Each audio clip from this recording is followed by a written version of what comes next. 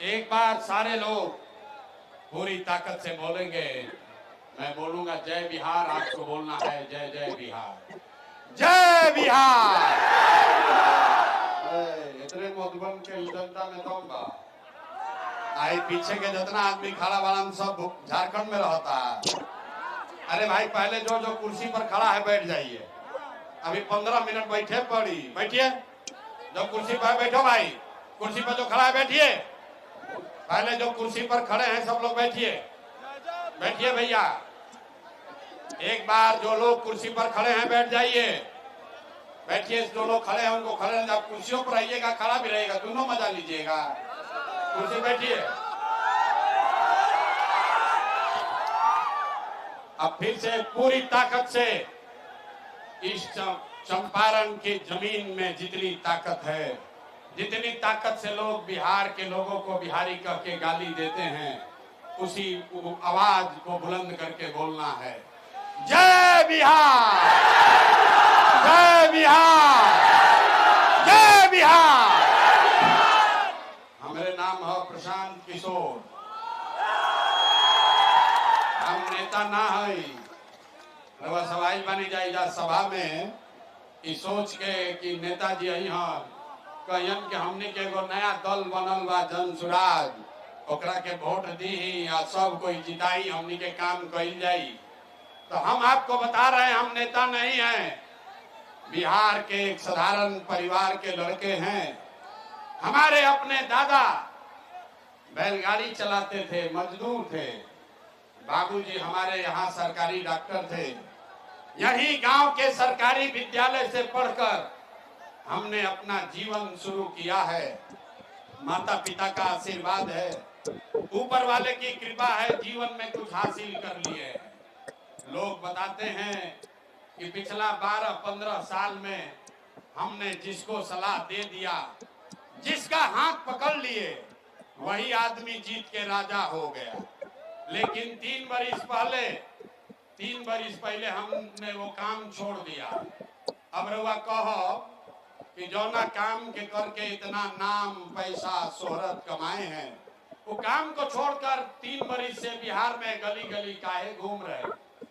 काम को इसलिए छोड़े कि बड़े बड़े दल और नेताओं को जिताकर देखा, जैसे रउआ मुखिया विधायक सांसद जितावतनी, वैसे हमने 1-2 नहीं 12 लोगों को मुख्यमंत्री बनाने में कंधा लगाकर देखे। ये अनुभव हुआ कि नेता के जीतने से जनता का जीवन बदलना जरूरी नहीं है। ये आपको हमको लगता है, हमने के बुझाला कि हमार दल के नेता जीत गई, हमार जात के नेता जीत गई। कोई के कहता कि हमारा गांव के नेता जीत गई। भैया जे जीत गई जीत के हेलीकॉप्टर पर गई, रउआ और लड़का जहाँ रहे वैसे रह गए। तो ये अनुभव भई कि अगर भगवान ने हमको ये शक्ति बुद्धि दिया है, जिसको सलाह देते हैं, जिसका हाथ छू लिए वही जीत के राजा हो गया। तब दल देश और दल को तो बहुत सलाह दे दिए, एक बार चल के बिहार की जनता को सलाह देते हैं, आपका हाथ पकड़ते हैं ताकि आपका जीवन बदले और आपके बच्चे जीत कर आए। इसलिए ये अभियान शुरू किए हैं। हम वोट ना मांगी, देख लिए या कहीं कोनो चुनाव चिन्ह नहीं थे, हम वोट नहीं मांगते। लोग कहता कि भैया वोट काहे नहीं की मांगो। ए भाई वोट मांगने वाला तो हर साल 2 साल पर कोई आपके यहाँ आता ही है। जे आई लिए कहलस कि हमरा के वोट दे दो, हम आई ना तो सब काम में तहार हो जाए। ये सुन सुन के जीवन भर से आप वोट दिए जा रहे। पहले 40-45 बरस तक हम लोग कांग्रेस को जिताए, फिर 15 बरस गरीब के बेटा लालू जी को राजा बनाए। अभी 20 बरस से नीतीश बाबू कुर्सी पर बैठे हैं। दिल्ली में हम लोगों ने मोदी जी को भी जिता के देख लिया। आपका और आपके बच्चों का जीवन नहीं सुधरा। तब आई बारन कोनो प्रशांत किशोर, रउआ हमार बात सुन, अब हमरा पर भरोसा करके हमरा के वोट दे। एकर का गारंटी बा कि जीतला के बाद प्रशांत किशोर धोखा ना करी। ए भाई वोट से पहले तो सब आदमी अच्छे बतियाता है, जैसे पहले के नेताओं ने आपके साथ धोखा किया। हम वोट मांगते ही नहीं है, लेकिन अभी 15 मिनट में रवाईजा घंटा 2 घंटा से बैठल बानी। अब 15 मिनट में आपको एक रास्ता सिखाएंगे, गरीबी से निकलने का रास्ता। अगर आप उसको सीख लीजिए तो उसके बाद वोट जिसको मन है, भाई ताली मत बजाओ, जिसको मन है ताली जाके मोदी जी के सभा में बजाना। यहाँ गरीबी से जिसको निकलने का रास्ता सीखना है उसको बैठना। 15 मिनट में जो रास्ता बताएंगे, अगर आपके समझ में आ जाए तो उसके बाद जिसको मन है उसको वोट दे दीजिए। वोट जकरा के बुझाए ओकरा के दे दी, लेकिन जो रास्ता इजा समझाई वैसे अगर आप वोट दीजिएगा तो और कुछ हो या न हो, आपके लिए, आपके बच्चों के लिए बढ़िया पढ़ाई रोजगार का व्यवस्था यही बिहार में निश्चित तौर पर हो जाएगा। अब जकरा जकरा ये बुझाई ताली बजा सकेला। अब भाषण हो गई खत्म, अब पढ़ाई हो गई शुरू। तो गरीबी से निकले के रास्ता जकरा जकरा सीखे के बाद तो 15 मिनट आपस में बतियावे के नहीं थे। 3 गो सवाल पूछल जाई, 3 सवाल आपसे पूछेंगे। आप जहां पर बैठे हैं, खड़े हैं, वहीं से जोर से जब सवाल पूछो तो हाथ उठाकर हाँ चाहे ना बोलना है। हाथ क्यों उठाना है ये भी दिखाएंगे। आपको दिखेगा कि यह बिहार की गरीबी बदहाली का, आपके परेशानी का कारण क्या है और इससे निकलने का रास्ता, उपाय क्या है। तो जिसको जिसको अब ये रास्ता सीखना है, 15 मिनट में 3 सवाल का जवाब दीजिए और अपने आंख के सामने जादू देखिए। जितने लोग यहाँ आए हैं सब आदमी सोच कर बताएगा। बिहार में, मधुबन में, आपके गांव पंचायत में और कुछ हो या ना हो, आप सभी के बच्चों के लिए बढ़िया पढ़ाई और रोजगार का व्यवस्था होना चाहिए कि नहीं होना चाहिए। हाथ सबका उठना चाहिए। हाथ सबके उठावे के बाद हाथवे में सब दम बा। हाथ उठाकर बताइए होना चाहिए कि नहीं होना चाहिए। होना चाहिए, होना चाहिए। मधुबन के जनता कितना समझदार बा। यहाँ देखिए जितने लोग आए हैं, चाहे आप पढ़े लिखे हैं या अनपढ़, हिंदू हैं या मुसलमान, अगड़े हैं या पिछड़े, अमीर हैं या गरीब, अगड़े हैं या पिछड़े, अमीर या गरीब, महिला या पुरुष, युवा या बुजुर्ग, सबने कहा कि ना भैया पढ़ाई या रोजगार तो हो कहीं के चाहिए। इतना समझ यहाँ के हर आदमी को है। किसी प्रशांत किशोर का, किसी नेता का जरूरत नहीं है। अब आपको दिखाते हैं आपके बर्बादी का, बदहाली का कारण। सब आदमी एक बार अपने अपने बच्चों का चेहरा याद कर लीजिए। सब आदमी अपन अपन लड़का के चेहरा याद कर लीजिए और अपने बच्चों के नाम पर ईमानदारी से बताइए, आप में से किसने जीवन में एक बार भी अपने बच्चों के पढ़ाई रोजगार के लिए वोट दिया है? देखिए इधर सभा में चुप, कितना जोर से बोलनी। हाँ भी, ए भैया पढ़ाई या रोजगार होना चाहिए, यही से हथवा उठवाई ला। कितना जोर से बोलनी है। अभी भाषण देवे के कह दी, आधा घंटा आदमी कही ए भैया लालू खराब, ए भैया नीतीश लूट लिया, ए भैया मुखिया बर्बाद कर दिया। अरे भाई, आपने तो अपने बच्चों के कि पढ़ाई रोजगार खातिर वोट दिहल जाई तो मिली। कौना दल के वोट दी कि पढ़ाई रोजगार मिली? अरे मेरे भाई, नेता को छोड़िए, हमसे लिखकर गारंटी लीजिए। आपको जिसको मन है वोट दीजिए, आपके बच्चे को पढ़ाई रोजगार मिलेगा ही मिलेगा। हमारा बात पर भरोसा मत कीजिए, अपने आंख के सामने जादू देखिए 2 मिनट में। दूसरे सवाल का जवाब देना है सबको, तनी सोच के बताई जा। आज तक आपने जिसको भी वोट दिया, जिस नेता को, दल को वोट दिए, उन नेताओं ने आपका और आपके बच्चों का काम किया है कि नहीं किया है? हथवा उठा के बोले के बाद, बिना हाथ के कुछ ना हो। हाथ उठा के बोले के बाद हाथ उठाकर बोलिए किया है कि नहीं किया है। सोच कर बोलिए किया है कि नहीं किया है।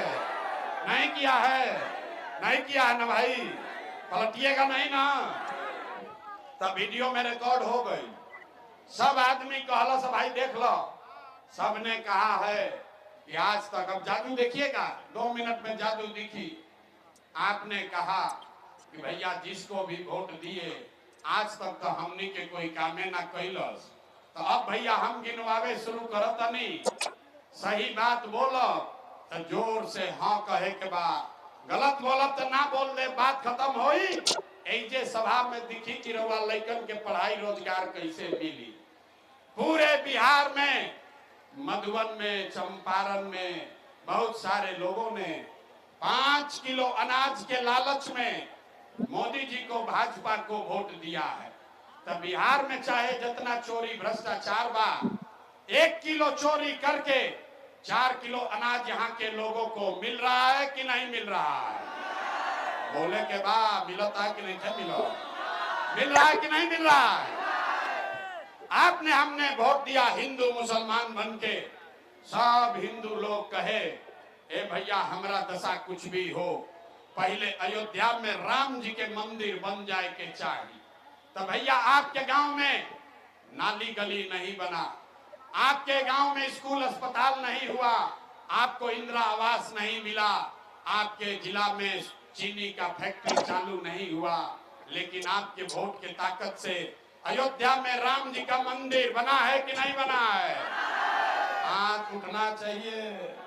यही हाथ से वोट देवे के बाद हाथवा उठे के चाहिए, तभी बुझाई मंदिर बना है कि नहीं बना है।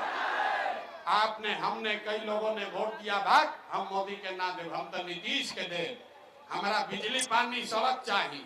लालू जी के राज में बिहार में बिजली पानी सड़क नहीं था, तो नीतीश के राज में इसी भ्रष्टाचार वाले बिहार में बिजली का बिल 1000 आए चाहे 4000, घरे घरे बिजली आया है कि नहीं आया है?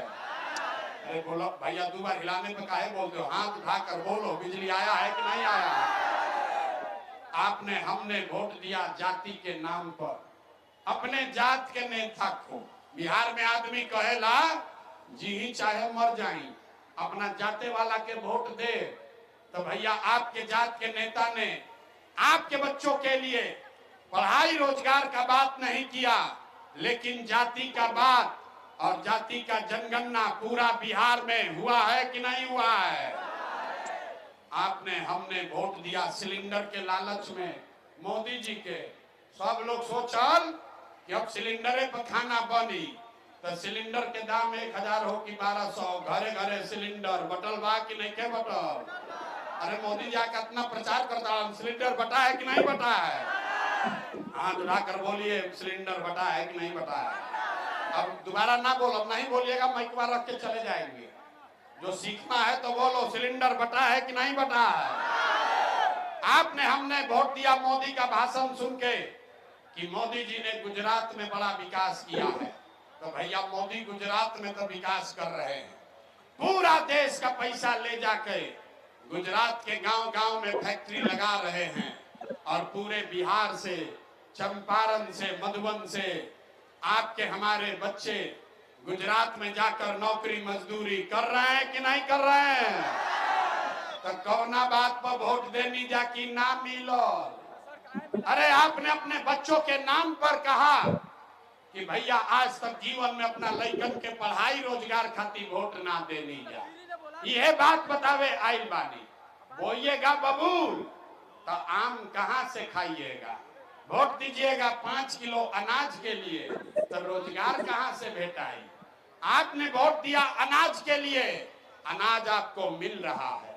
आपने वोट दिया मंदिर के लिए, अयोध्या में मंदिर बना है। आपने वोट दिया बिजली के लिए, बिहार में घर घर बिजली आई है। आपने वोट दिया सिलेंडर के लिए, घर घर सिलेंडर बटा है। आपने वोट दिया जाति के लिए, घरे घर जात के चर्चा होत रहा है। आपने वोट दिया गुजरात के विकास के लिए, गुजरात में विकास हुआ है। आपने अपने बच्चों के पढ़ाई रोजगार के लिए वोट नहीं दिया, इसीलिए पूरा बिहार का बच्चा अनपढ़ और मजदूर बन गया, यही जादू दिखाने आते आए। वोट वोट ना मांगी, वोट नहीं मांगते हैं, गांव गांव जाके हाथ जोड़कर लोगों को समझा रहे हैं। मेरे भाई, अगर आप अपने बच्चों की चिंता नहीं करोगे तो दुनिया में कोई नेता, कोई दल आपके बच्चों की चिंता नहीं करेगा। काहे करेगा? जब आपको अपने बच्चे का चिंता नहीं है तो लालू, नीतीश, मोदी, प्रसाद, किशोर रउआ राहुल लड़का के चिंता काहे करियो। अब अभी आपको दिखाते हैं आपके बर्बादी का असली कारण, और फिर इससे निकलने का, गरीबी से निकलने का एक रास्ता, मंत्र सिखाएंगे। सब आदमी सोच के अब अंतिम सवाल का जवाब देना है। हाथ उठाकर बताइए, और कुछ हो या ना हो, आपको अपने बच्चों की चिंता है कि नहीं है? अपने बच्चों की चिंता है कि नहीं है? पूरा का पूरा सभा में बैठा हुआ हर आदमी झूठ बोल रहा है। हम और नेता नहीं है जो आकर हाथ जोड़ेगा। आपको कह रहे सबका सब झूठ बोल रहा। हाथ उठाकर कहे कि हमको हमारे बच्चे की चिंता है। अभी दिखाते हैं 1 मिनट में कि आपके हाथ का क्या कीमत है। अभी आपने कहा भैया हमको हमारे बच्चों की चिंता है। हम 2 बरिस पैदल चले, 5000 गांव में गए। अभी आपके मधुबन में आए हैं, रास्ता में अगर 100 गो बच्चा मिला, रास्ता में अगर 100 बच्चे मिले, आपके बच्चे मिले, आपके जिले के, समाज के, गांव के आधा से ज्यादा बच्चों के शरीर पर बिहार में शुद्ध कपड़ा नहीं है। जितना छोटा बच्चा यहाँ है देख लीजिए, ज्यादातर बच्चों के पैर में हवाई चप्पल भी नहीं है। लोग से पूछा था नहीं, अरे भाई बच्चा के का दशा कैले वालो, कपड़ा क्यों नहीं पहनाते हो, चप्पल क्यों नहीं खरीदे हो? कहता है भैया इतना गरीब हैं, कहां से कपड़ा खरीदें, कहां से खिलाएं। तो मेरे भाई, जिन नेताओं ने आपको इतना गरीब और बदहाल बना दिया कि आपके बच्चे के शरीर पर कपड़ा नहीं, पैर में चप्पल नहीं, खाने के लिए भरपेट भोजन नहीं, आपके बच्चे बीमार पड़ते हैं तो उसके लिए दवा, डॉक्टर, अस्पताल नहीं, वही नेता अभी 4 महीना में आएगा वोट मांगने। तो जितना सब लोग हाथ उठाए थे, इसी हाथ से, इसीलिए हाथ उठवाते हैं, इसी हाथ से जाति के नाम पर 500 रुपया के लालच में मुर्गा भात खा के 2 गो पाउच पी के लालू के डर से मोदी, और मोदी के डर से लालू का नारा लगाकर उसी नेता को वोट दोगे। और यहाँ कहता है कि बच्चे के लिए बड़ा चिंता है। अरे भाई, अपने बच्चों के नाम पर झूठ बोल रहे हो तो आप नहीं भोगिएगा तो कौन भोगेगा? बच्चों की चिंता क्या होती है अगर समझना है तो एक बार लालू जी को देखिए। लालू जी के अपना लड़का के चिंता बा। लालू जी के लड़का 9वां पास नहीं किया, लेकिन लालू जी को चिंता है कि हमारा लड़का बिहार का राजा बने। हम ये बात कहता नहीं तो बहुत आदमी के लागत है कि हम लालू जी के शिकायत करता नहीं। अरे नहीं, हम तो लालू जी के तारीफ कर रहे हैं। लालू जी इतने अच्छे बाप हैं, लड़का 9वां नहीं पास है, लेकिन चाहते हैं कि हमारा लड़का बिहार का राजा बने। और आप अपना दशा देखिए, आपका लड़का मैट्रिक पास कर लिया, IAS BA कर लिया, उसको चपरासी का भी नौकरी नसीब नहीं है, लेकिन आपको उसका कोई चिंता नहीं है। आप तो जात का झंडा उठाकर मताए हुए हैं, आपको फुर्सत कहाँ है? एक जितना आदमी बैठल बा, बहुत आदमी मोदी जी के भाजपा के वोट देले बा। पूछत नहीं रास्ता में, भैया केकरा के वोट देले रही? आदमी कहता मोदी जी के। काहे खाती? कहता है मोदी जी का सीना है 56 इंच का। सुनिए कहानी, कहता है मोदी जी का सीना है 56 इंच का। देखिए बिहार के लोगों का दुर्दशा। यहाँ मधुबन के गांव में बैठ के आपको ये समझ है कि मोदी का सीना 50 इंच है कि 56 इंच, लेकिन अपने बच्चों का खाए बगैर सीना सिकुड़ा के 15 इंच हुआ है, ये आपको नहीं दिख रहा है। तो आप नहीं भोगिएगा तो कौन भोगेगा? यही बात बताने के लिए आए हैं। वोट वोट नहीं मांगते हैं, हमको मालूम है बिहार का आदमी सुधरने वाला नहीं है। 5 बरिस बैठ के यहाँ नरक में जी रहा। नरक का जिंदगी जीने के बाद ए भैया इजा तो खाए के नहीं थे, ए भैया इजा पढ़ाई नहीं थे, ए भैया बड़ा भ्रष्टाचार बा, नाली गली नहीं थे। और जैसे ही वोट आएगा तो सब बात भुला जाए। वोट के दिन ए भाई हमारा जात के खड़ा बा, चलो करे के वोट दियाई। तो भैया अपना जात के दियाई तो फिर होगा, फिर काहे कंप्लेन करता। इसीलिए ये अभियान शुरू किए। सब सुनने के बाद आदमी कहता है कि भैया क्या करी, हमनी के तो विकल्प ना रहे, हमनी के नया दल रुआ बनाए, विकल्प नहीं है। 5000 गांव में घूम के 5000 गांव में घूम के 1 करोड़ लोगों को इकट्ठा करके जो दल बनाया, जो विकल्प बनाया, उसका नाम है जन सुराज। एक नाम क्या बा? नाम क्या है? पीछे के आदमी सब मुंह में दो जोरन डाल ले बनी जा। नाम क्या है? नाम क्या है? जन सुराज का मतलब क्या? सुराज मतलब सुंदर राज। किसका सुंदर राज?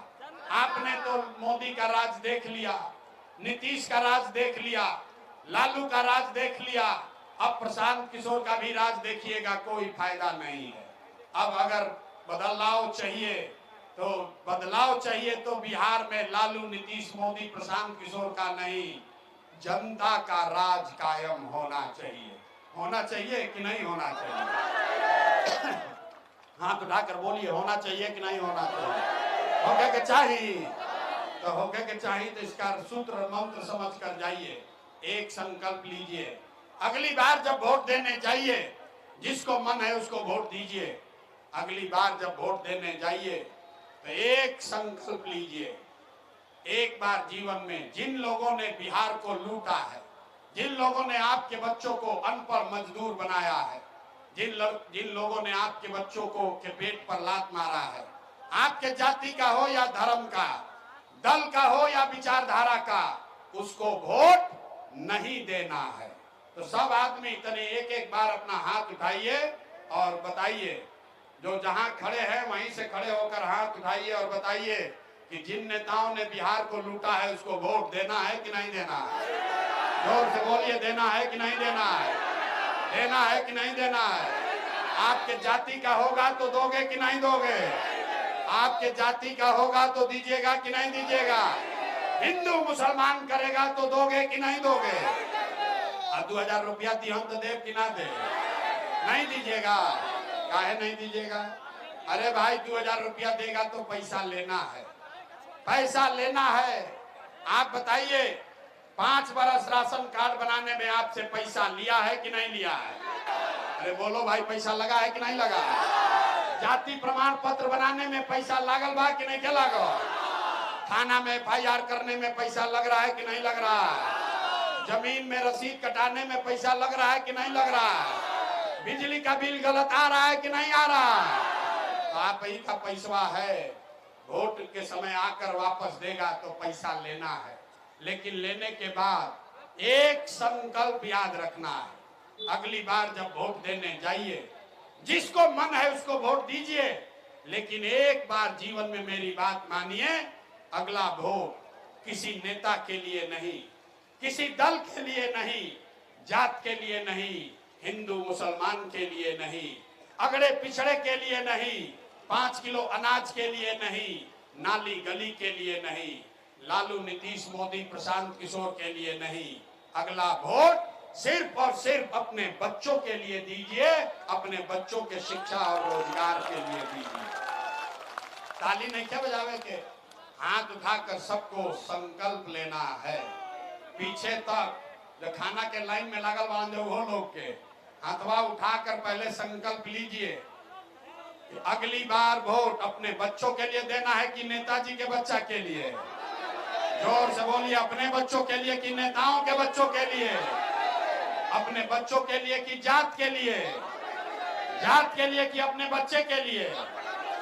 अगर झूठ नहीं बोले तो नीतीश कुमार रहियन की जय हन? नीतीश कुमार रहियन की जय हन? ना सुनाई पड़ा। नीतीश कुमार रहेंगे कि जाएंगे? नीतीश कुमार को रखना है कि हटाना है? मोदी आकर कहियन की वोट दे दिया तो दिया जाए। बोलिए मोदी कहेंगे तो वोट दीजिएगा ना, हमको मालूम है दीजिएगा, अभी सुधरिएगा नहीं। बहुत मोदी भक्त है यहाँ, रुकिए भाई, जब बहुत मोदी भक्त लोग बाड़न जा, अभी समझ लीजिए जो जो मोदी को वोट दिया है उनका बारी अभी आ गया। आप बताइए वोट बिहार का तो फैक्ट्री कहाँ लगना चाहिए, बिहार में कि गुजरात में?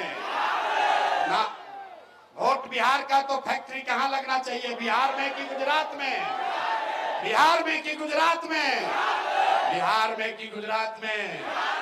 आप 15 वर्ष में मोदी फैक्ट्री कहाँ लगाए, बिहार में कि गुजरात में? मोदी फैक्ट्री कहाँ लगाए, मोदी फैक्ट्री कहाँ लगाए ना? अभी देखिए जो मोदी को वोट दिया छुपाया है, बोल नहीं रहा डर के मारे। भाजपा के जे बटन दबाइले बा अभी ना सुधरी, फिर से बोल रहे हैं, दम है तो बोलो। 15 बरस में मोदी ने फैक्ट्री कहाँ लगाया, बिहार में कि गुजरात में? मोदी ने फैक्ट्री कहाँ लगाया? तो भैया वोट लीजिएगा, बिहार में फैक्ट्री लगाइएगा, गुजरात में चलना चाहिए, तो चलेगा, तो चलेगा भाई। तो मोदी के कहने पे वोट नहीं ना दीजिएगा, तो हाथ उठाकर जरा बोलिए तो, मोदी के कहने वोट दीजिएगा, मोदी कहने वोट दीजिएगा। भैया के विधायक जी की का होई, अरे विधायक जी के का होई, अरे विधायक जी के का होई भाई? ए भाई नीतीश और मोदी दोनों कैलन, तो विधायक जी में पगात में संगे वो चल जाइए। ए भाई नीतीश मोदी रहेंगे कि जाएंगे? जोर से बोलिए, रहेंगे कि जाएंगे? विधायक के घर तक बात जाना चाहिए, जोर से बोलिए, मोदी नीतीश रहेंगे कि जाएंगे? भैयान की जाइए। तो कोई के लालू के ललटेन चाहिए, अरे लालू का ललटेन चाहिए, अपहरण रंगदारी फिर से वापस चाहिए, लूट मार चाहिए, नहीं चाहिए ना? तो लालू नीतीश मोदी तीनों गइलन तक के बचल, के बचल ना सुनाई देलस, के बचल, के बचल? अरे भाई दिनकर साहब का कहला, दिनकर ने कहा सिंहासन खाली करो कि जनता आती है। तो के बचल, कौन बचा, कौन बचा, कौन बचा, कौन बचा? जनता। अब बिहार में लालू नीतीश मोदी का राज नहीं, जनता का राज कायम होना चाहिए। होना चाहिए कि नहीं होना चाहिए? जोर से बोलिए, जय बिहार। मजा नहीं आया, पीछे आधा आदमी सुनिया रहा, सोचा कि बात तो बढ़िया सुनिए, लेकिन भैया रोवे संगे बानी, अभी सेल्फी खिंचावे जाए तो मारा मारी करी हम। पूरा ताकत से बोलिए, जय बिहार, जय बिहार। आपसे वोट मांगे नहीं, पैसा चंदा लिए नहीं, तो आपको अगर बात ठीक लगता है, जो बात कर रहे हैं, जो प्रयास कर रहे हैं ठीक लागता, तो और कुछ नहीं, जानने से पहले एक बार हाथ उठाकर आशीर्वाद दीजिए, हाथ उठाकर आशीर्वाद दीजिए और बताइए बिहार में ये प्रयास होना चाहिए कि नहीं होना चाहिए? होके के चाहिए कि ना होके के चाहिए? बिहार में बदलाव होना चाहिए कि नहीं होना चाहिए? ये भ्रष्टाचारियों के सरकार को हटाना चाहिए कि नहीं हटाना चाहिए? होना चाहिए ना, होके के चाहिए ना? तो बोली जो ऐसे, जय बिहार, जय बिहार, जय बिहार, जय बिहार, जय बिहार। बहुत बहुत धन्यवाद। बहुत बहुत धन्यवाद। 5 महीना में बिहार की हालत बदलने